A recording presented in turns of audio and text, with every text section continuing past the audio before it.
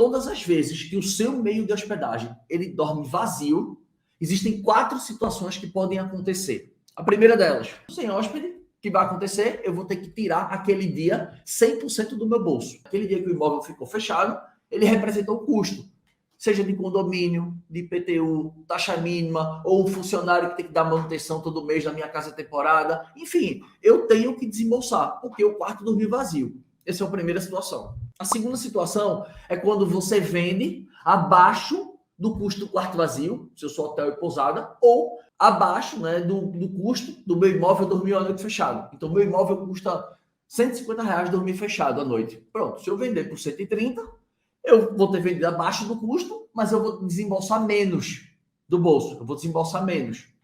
A terceira situação é eu empatar os meus custos, ou seja, vendi pelo mesmo valor do que meu imóvel está fechado.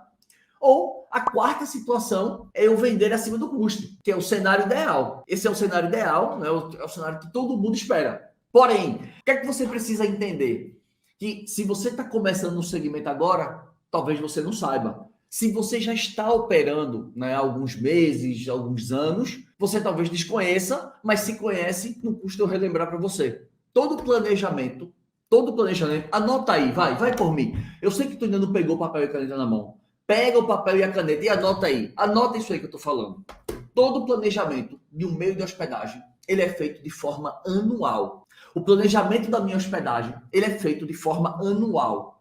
Como assim, Lagreca, anual? O que é que eu tenho que fazer no meu planejamento anual? Eu tenho que definir quanto que será a minha taxa de ocupação mês a mês. Aí você vai pensar assim, Lagreca, como é que eu vou definir a minha taxa de ocupação mês a mês, cara, se eu comecei a operar agora? Eu não tenho dados. Beleza. A gente vai ter que entender um pouco da região. Todas as vezes que eu falo, quando você começa um novo segmento, existem 4 perguntas que eu faço. Ou seja, comecei o meu planejamento. Qual é o tamanho do mercado que eu estou? Se ele cresce ou se ele está estagnado?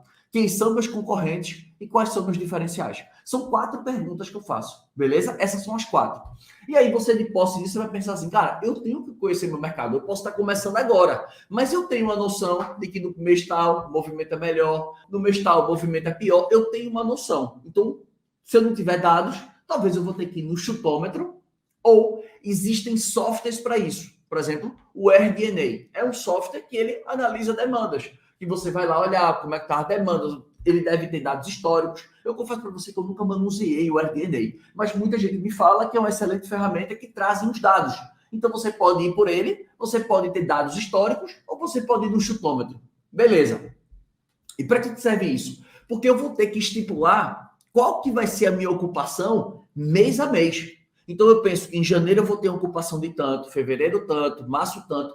Por que eu estou fazendo isso? Porque vão existir meses em determinadas regiões. Por exemplo, você está numa região que chove muito, uma região litorânea, praia. Vamos dizer que eu estou na Praia do Rosa, em Bituba. Eu estou em Ubatuba, São Paulo. Eu estou em regiões que no período do inverno é muito frio, chove muito e realmente não tem demanda. Mas eu estava preparado para aquilo. Porque tem algumas regiões que você vai estar acostumado. Você vai assim, cara, eu vou ter que botar muita energia nos períodos bons para fazer a minha gordura para atravessar a baixa. É assim que funciona. Por isso que eu falei que o planejamento de um meio de hospedagem, seja anfitrião, seja hoteleiro, seja não de pousada, é anual. Para que você não fique, esse mês eu não vendi. Não, cara, estava no meu planejamento. Eu tinha que vender, sei lá, 10 diárias esse mês. No mês passado eu tinha que vender 15 e eu vendi 22. Então, peraí. Então, se eu tenho que vender 15 e eu vender 22, já estou com 7. Se esse mês eu tenho que vender 10, né, teoricamente eu não preciso mais vender 10. Se eu vender 3, já bateu. Então, eu começo a ter uma noção melhor do meu negócio quando eu tenho esse planejamento.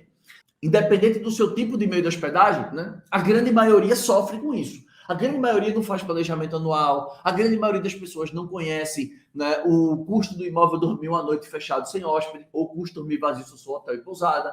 A maioria dos meios de hospedagem não conhece.